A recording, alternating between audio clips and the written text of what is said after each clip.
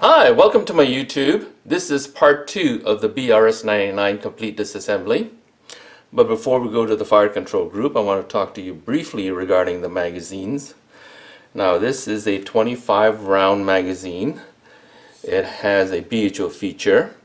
It locks in on either side. If you have the proper catch, you could basically remove the magazine from the left side or from the right side. Now you also notice that it does not have a rivet, and I'll show you why later. It also has these holes to tell you how many rounds you have left in the magazine. Now it removes, it's disassembled like all regular magazine. There's a button on the bottom of the base plate or at the locking plate. You push this in and you slide the plate forward. And out comes the base plate, the spring, and the follower. The follower is made out of plastic. The spring looks like a pistol magazine spring. What's unusual is the base plate has a round limiter. What it does, it prevents you putting in more than 5 rounds in the magazine. And that's the nice thing about it, is when you have this, you don't need a rivet on the outside of your magazine. So next is the fire control group, so please stay tuned. Okay, to disassemble the fire control group, I would suggest don't, unless you have to. And before you do, I would suggest you take several photos of the trigger back and also the trigger in the forward position.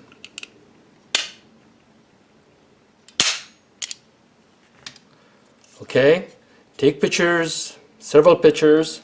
Also, just to make your life a lot easier, because you're dealing with a lot of tiny springs and they're just a pain in the ass, I would suggest you make a little hook out of a wire to pull the springs into position.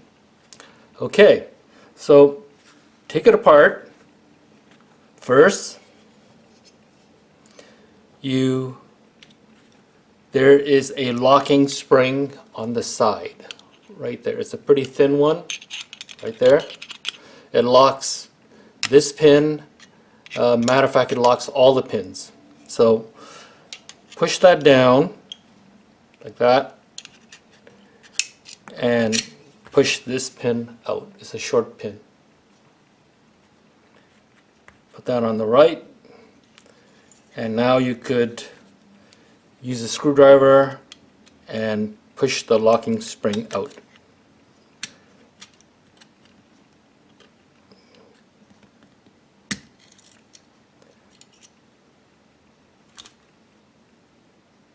It hooks onto the hammer pin, so that's where it is. Okay, next thing you do is remove the hammer spring, and just simple pushing the spring forward and up, and that's what it looks like.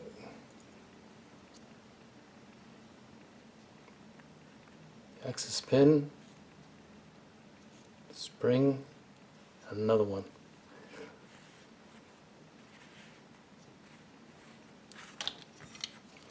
Okay, now with the hammer backwards, now you want to remove the sear pin. This is a safety sear, and that's the sear triggered by the trigger. And to do that, you push this from the right side to the left side.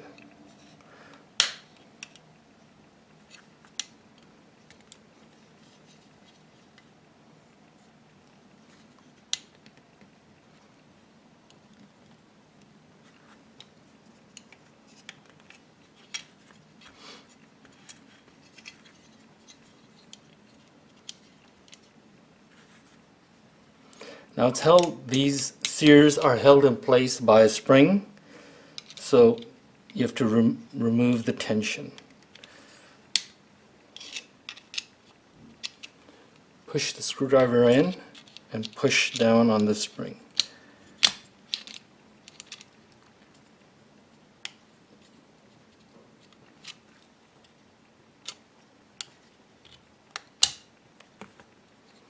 Like that. And then pull the pin out.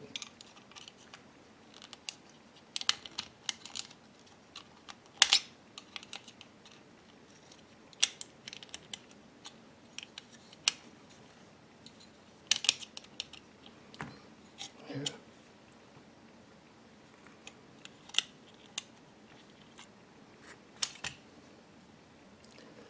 Safety sear and the regular sear. Put the pin back in just to give you an idea how they stay. Now note the spring position.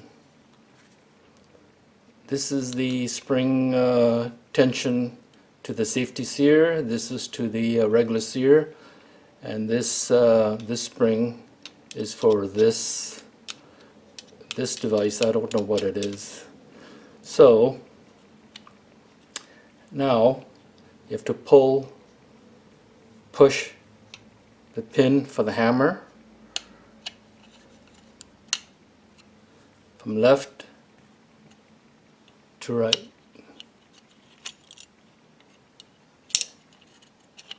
Like that.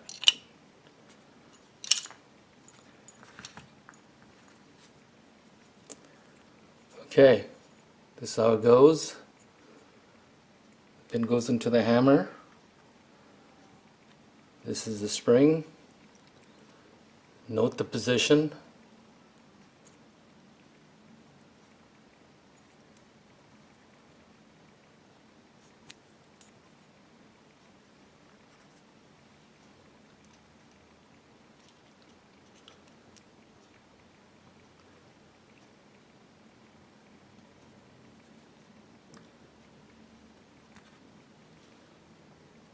And the spring, small spring, goes at the end,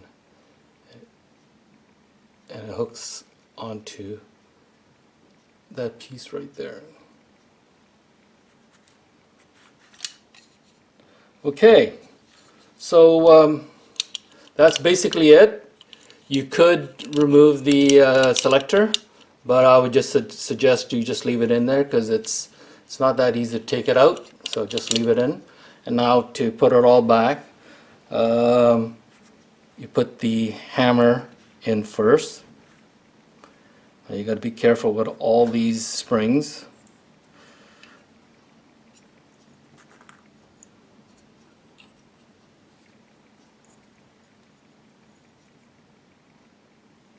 Yeah, hold the spring this way.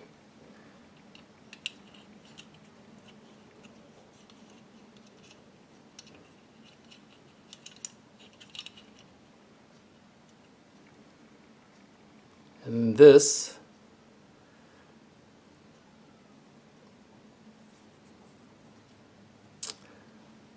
goes in like that.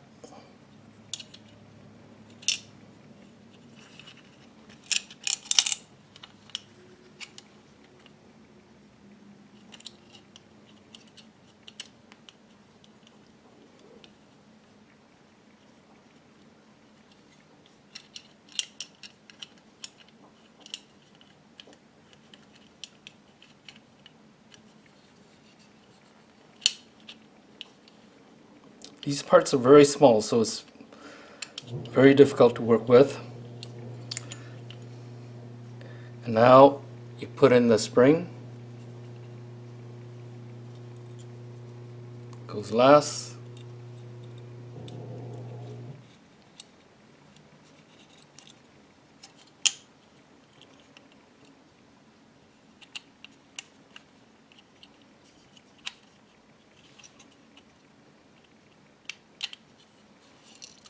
Oh, spring fell out. Try that again.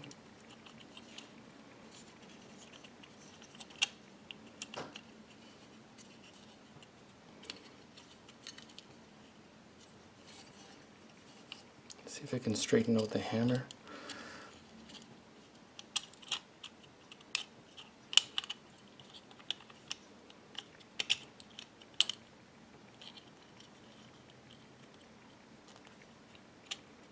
It's not easy trying to get all these little tiny springs all in line up.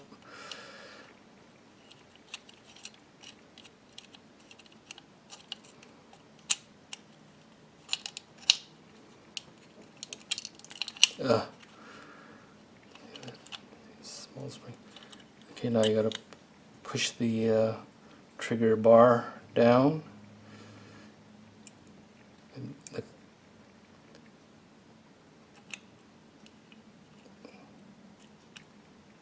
Okay, like that. Oh.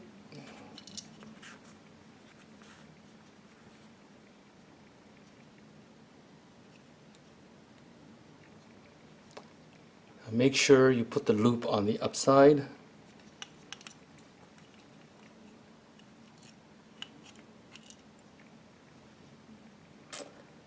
Let's see, is there any...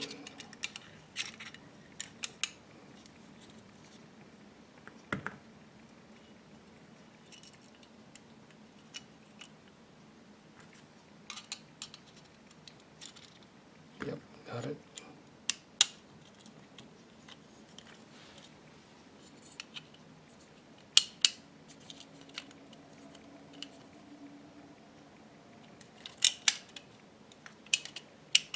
Oh, finally got it. Okay. Okay, this is what it looks like. These two springs,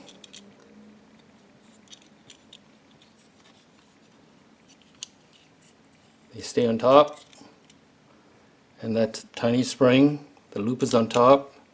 Actually, all the springs, the loop's on top. Make sure the disconnector is in position.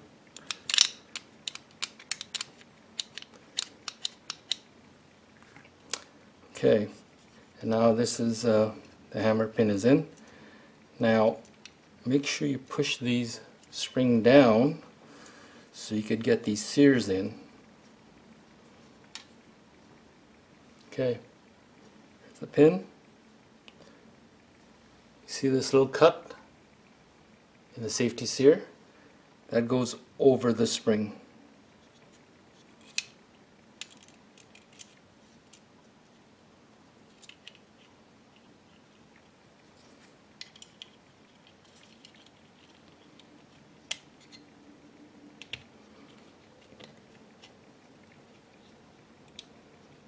Okay, here's a sear, same thing. There's a little cut that goes, oh, it moved. Do that again.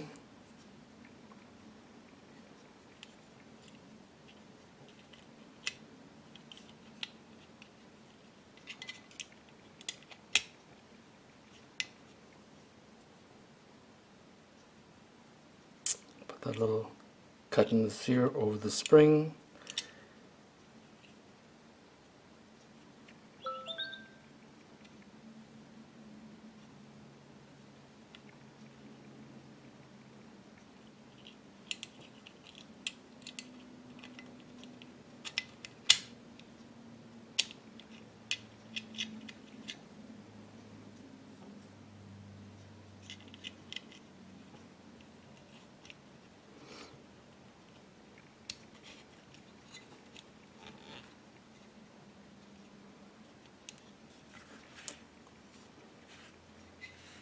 Okay.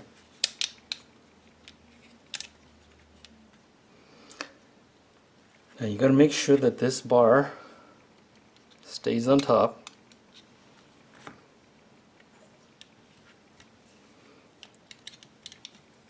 Push that below. Now, here's the trick. Now you got to get this spring over this sear, and to do that I use this little modified safety pin, and I'm going to hook onto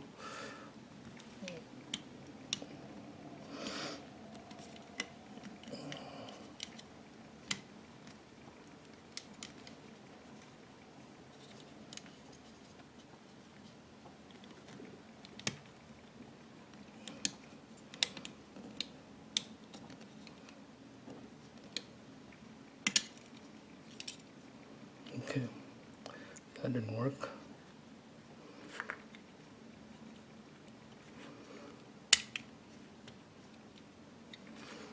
Let's try that again.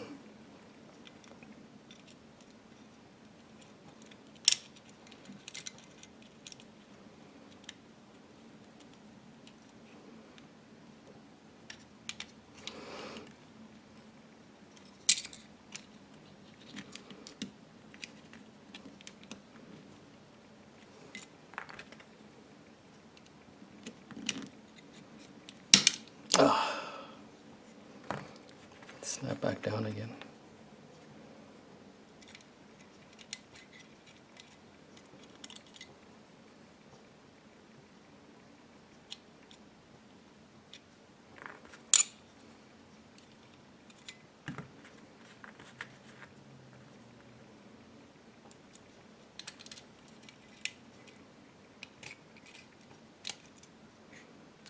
Okay, it took me 10 minutes to put this little spring on top of this sear.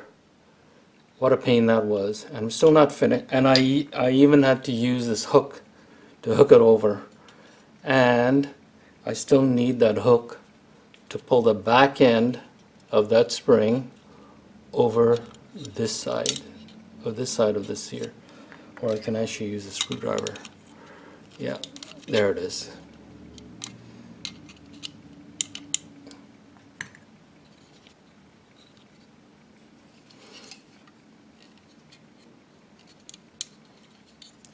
And now, put it forward, pull the hammer forward. Now I can put the pin springs in. Actually, I just put this one right here like that. Actually, this short end goes in, and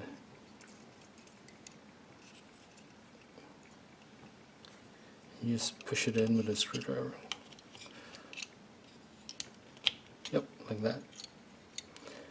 And push this down. Okay. Actually, next thing to do is put the trigger spring in. It goes behind the trigger. No, I mean the hammer spring. Not the trigger spring, hammer. Here's the pin. Now push that in place.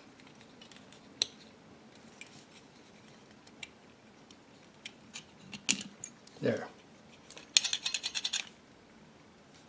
Now the hammer is in. The last pin to put in. Push the pin springs down. Hold it down, and I'll put this pin in. That's it. Now make sure these springs lock in the pins, so there's no chance of it coming out.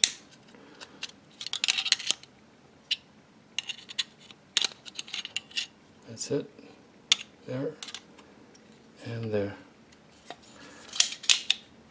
Good.